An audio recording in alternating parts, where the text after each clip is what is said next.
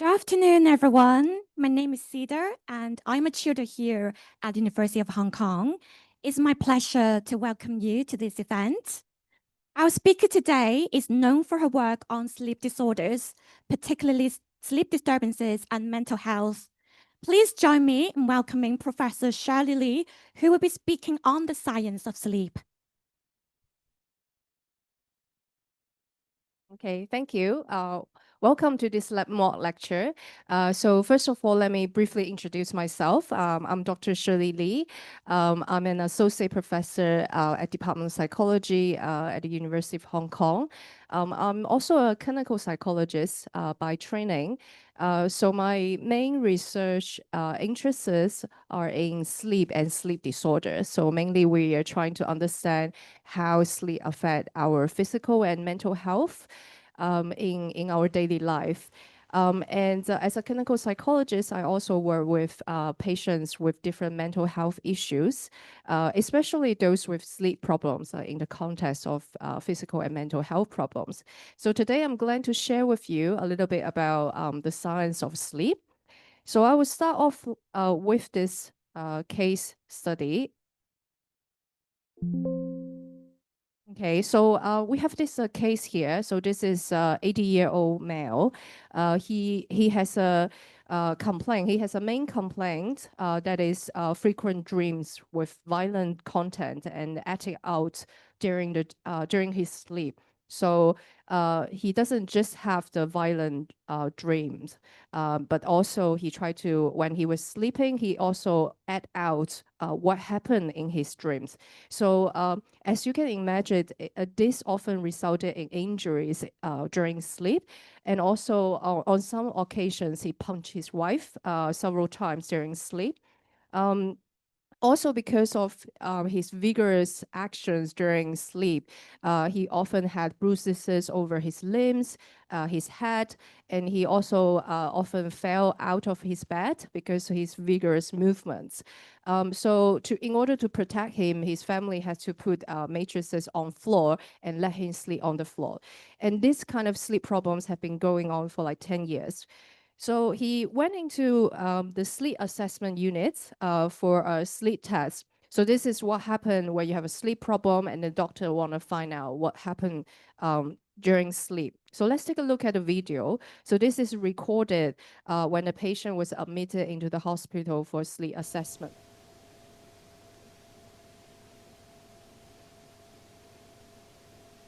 So he's also wearing a device. This is for his sleep apnea, another sleep problem. So you can see there's a mask on his face.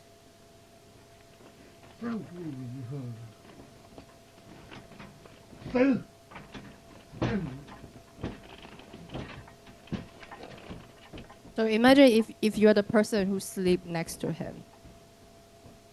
So he is still sleeping at this stage. If we look at when we look at the computer that is used to monitor his sleep state, so he's still very confused.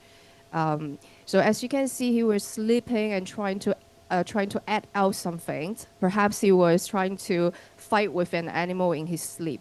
So this is a sleep disorder, which I will talk about later on in this talk.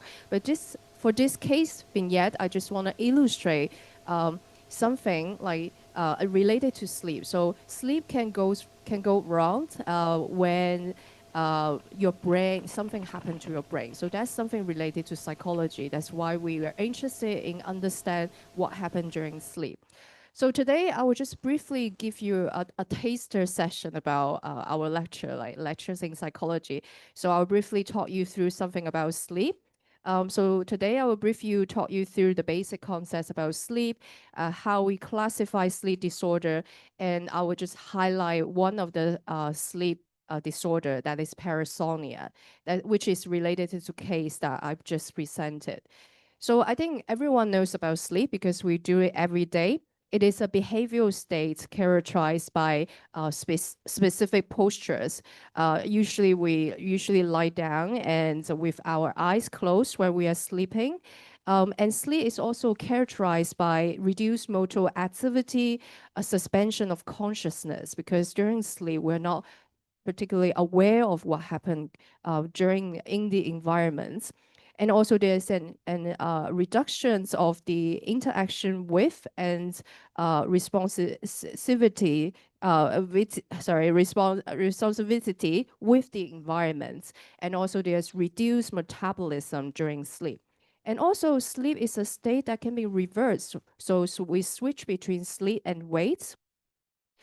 There are some functions about sleep because if you think about it, we spend 1/3 of our life in sleeping. It must do something for us. Otherwise, as human being, throughout evolution, we will evolve to be more efficient, right, in our body developments. So we still spend a lot of time in sleep. There should be something important about sleep. However, the current research about sleep still remains limited in terms of understanding the functions of sleep. Nonetheless, we know that adequate sleep is a biological imperative. It is important for sustaining life and optimal functioning.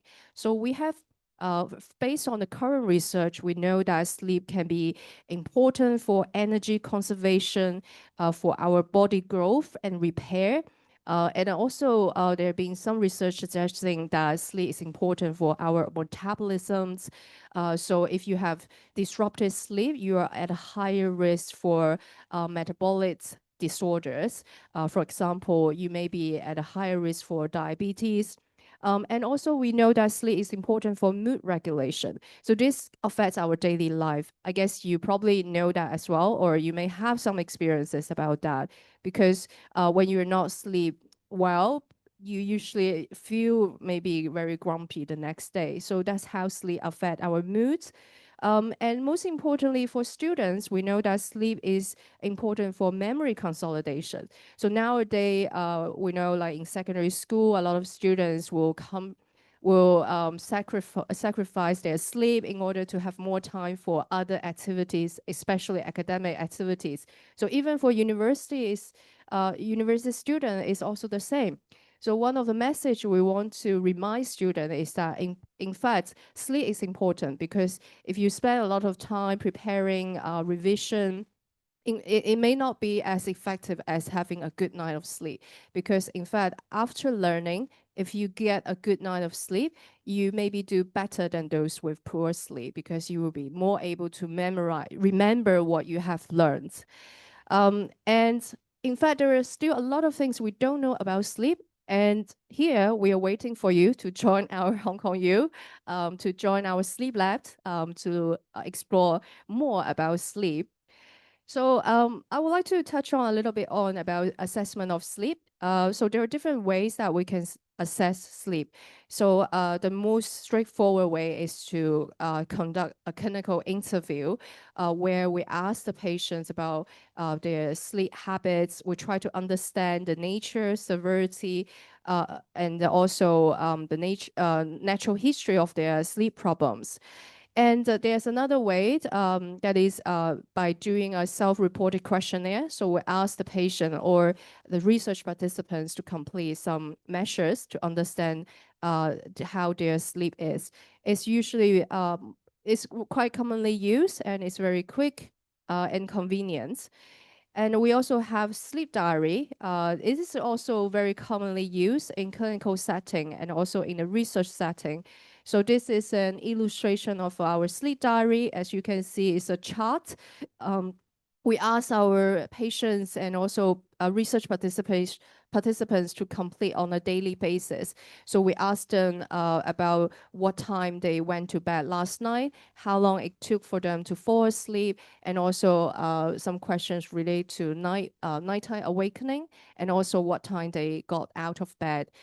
So we usually ask them to monitor their sleep throughout the week. And this is another version of sleep diary. It's just a visual way to document how the person's sleep is. So they just need to mark the sleep log with the dot and also the line to indicate when they were actually sleeping. And apart from subjective report, we also have objective way to understand a person's sleep. So the gold standard for assess sleep is polysomnography.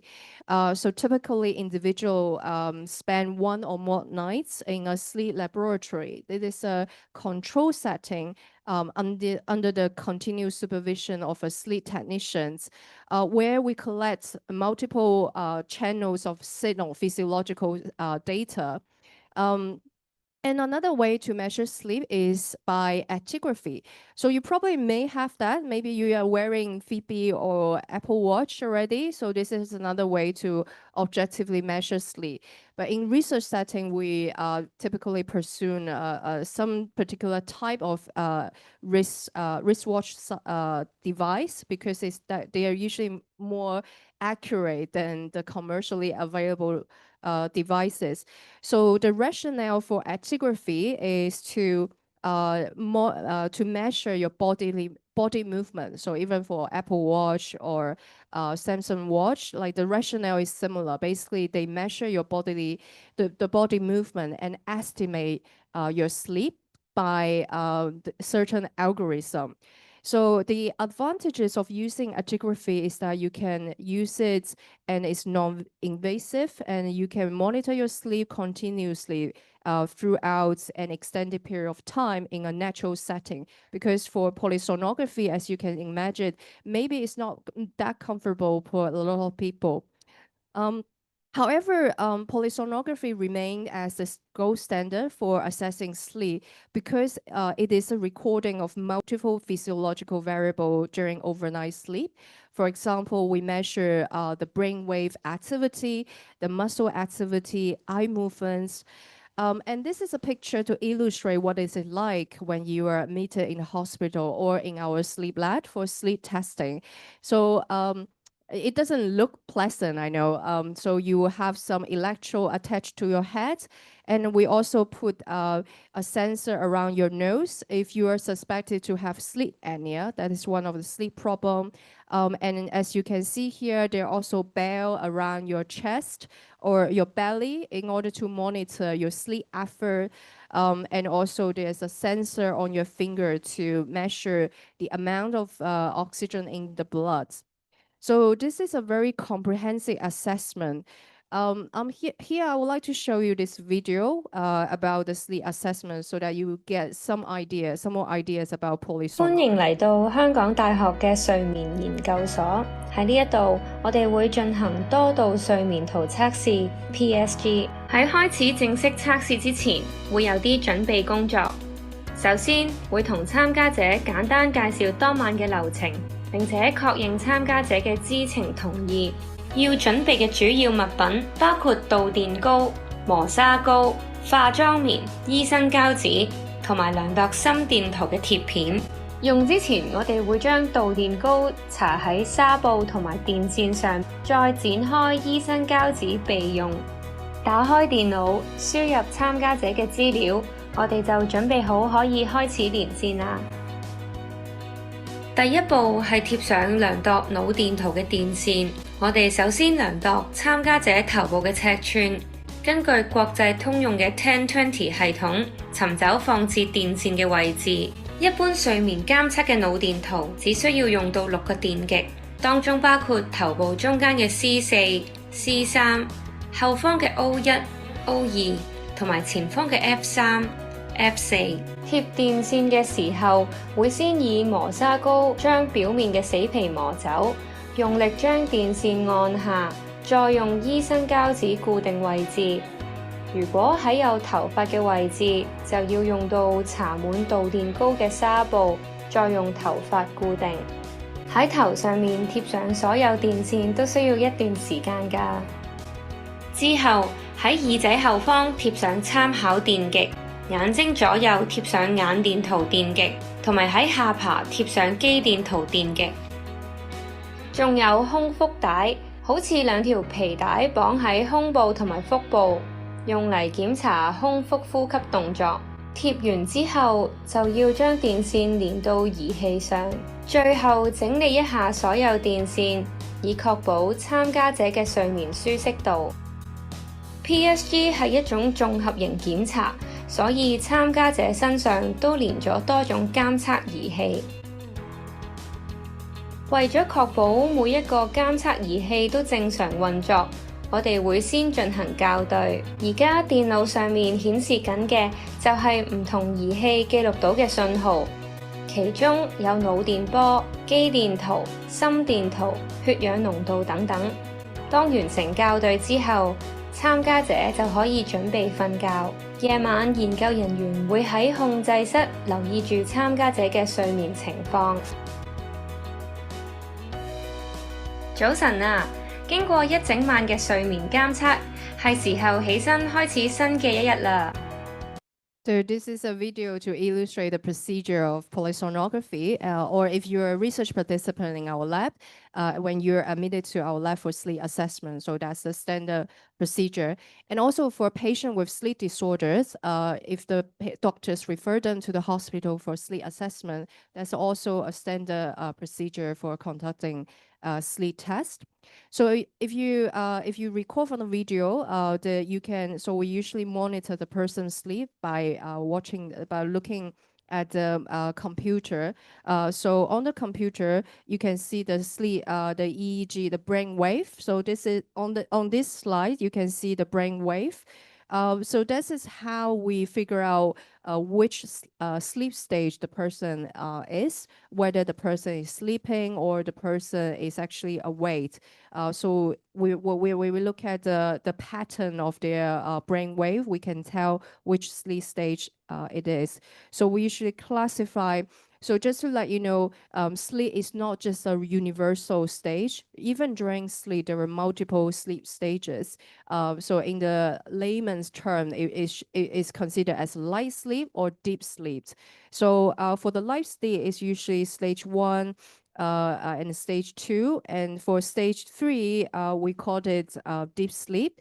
And we also have REM sleep. So I will talk you through different sleep stages. So at the beginning, you enter, when you initially enter the stage of sleep, you enter stage 1. So it's between being awake and falling asleep. Maybe when you're in your class, especially in the afternoon, when you're dozing off, or maybe later on in my talk, you are dozing off. Actually, that's already stage 1. It is the lightest stage of your sleep. And gradually you move into stage 2. This is also considered as light sleep. You can easily wake up from stage 2. It's characterized by decreased heart rate and also body temperature. Your breathing gets slower. And eventually you move to stage 3, which is what we consider as deep sleep. So when we try to wake someone up from deep sleep, it's more difficult because this is the stage where the person is in the deepest stage of sleep. And during this stage, the breathing becomes even slower, blood pressure drops, and also the muscles are relaxed. And people often ask me, can I get a lot of deep sleep? I want a lot of deep sleep at night. Perhaps that's good for me. So when we do psychoeducation, we also tell the patient that, in fact, you cannot have like deep sleep throughout the night. In fact, we spend different percentage of time in different sleep stages. So for deep sleep, we usually spend around 10 to 20% of the night in deep sleep, especially earlier during the night. And finally, we have REM sleep. It is a very unique sleep stage. And sometimes people call it the dreaming state, because during this sleep stage, it's easier for you to recall if you wake up from REM sleep, it's easier for you to recall your dream contents. And also, there's a protection system in this sleep stage, because during the REM sleep, our body is paralyzed. So this means that when your body is paralyzed, if you're dreaming about something, you're not going to act out your dreams. You cannot, when you're dreaming about punching your teachers in class, and you cannot act out that dreams in your sleep. However, if you recall the patients I just showed you, this system is disrupted. That's why he was able to act out the dreams. And just to see, like you see, maybe when you go back, you can try to observe people's REM sleep. If you have pets like cats and dogs, actually you can try to see where you can try to tell if they're undergoing rapid eye movement sleep. So this is a baby undergoing the rapid eye movement sleep. You can see that the eyeballs is rolling. So the baby is still sleeping. So this is the rapid eye movement sleep. So in fact, we have different sleep disorders. So that's when sleep goes wrong. There are many different types of sleep disorder. The one that I just showed you is one of sleep disorder called REM sleep behavior disorder. And some other sleep disorders you may have heard of could be like insomnia, that is difficulty in falling asleep or maintaining sleep, or sleep-related breathing disorder. That's someone with loud snoring, and somehow during sleep they may have a difficulty in breathing. So because of the time constraint, I'm not going to talk you through all the sleep disorder. I will just go back to the one that I presented to you earlier, that is called REM sleep behavior disorder. So the typical clinical features of RBD is a spectrum of dream and acting behavior, ranging from mild and simple acts, such as sleep talking, shouting, limb twitching, to more vigorous, elaborate body movements. As you can see from the video recording, the patient may punch, may kick, and may even fall out of the bed. So the consequences are often the consequences are sleep-related injuries. And in terms of the prevalence, that is how common this sleep disorder is in the general population, it's not that common. It's about 0.4 to 1%, but it's more common in the elderly populations, and especially in males. And this disorder has been identified as a precursor of neurodegenerative disorders, such as Parkinson's disease, dementia of Lewy bodies. And research has suggested around 38 to 48% of RBD patients, like those patients initially presented with this sleep problem, eventually develop a neurodegenerative disorder at around 4 to 5 years from the time of the diagnosis of this disorder. So previous research has showed that up to over 80% of the patients with RBD eventually develop Parkinsonism or dementia over 10 years of follow-up. So this is important for us to understand, especially clinically, when it comes to prevention of neurodegenerative disorder. So as you can see, when the patient presented in the sleep clinics with such sleep disorder, perhaps it's already suggested of some underlying neurodegenerations. And perhaps, and we know that at the current stage, there's no cure to completely reverse neurodegeneration. And currently, there are a lot of research undergoing to find out how we can slow down the process of neurodegeneration. And if we can detect this sleep disorder earlier, perhaps we can intervene earlier for the patients to slow down that process of neurodegeneration. Okay, so because of the time, I will just end my talk here. Thanks very much for your attention. If you're interested in our work, you can scan the code there. That's the code to direct you to the website of our sleep lab.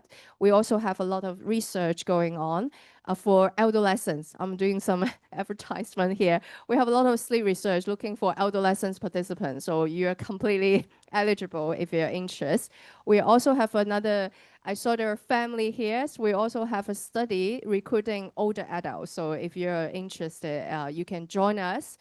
Either as a case if you have a sleep problem, or as a control participant if you do not have sleep problem. So thanks very much for your attention. Thank you.